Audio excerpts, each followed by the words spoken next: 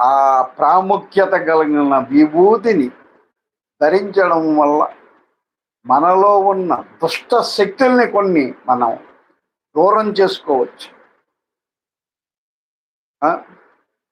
అటువంటి పవిత్ర విభూతిని రుద్రయాగం, చండీయాగాల యాగభస్మాన్ని ఉపయోగించి, అంటే యాగభస్మం కూడాని పూర్తిగా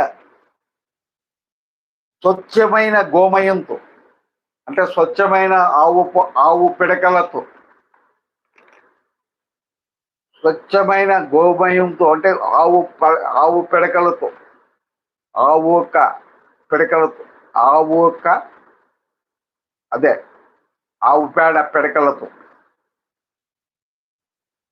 విభూది వస్తుంది. అటువంటి విభూతిని ధరించడం వల్ల చాలా అద్భుతమైన ఫలితాలు వస్తాయి. అది మనం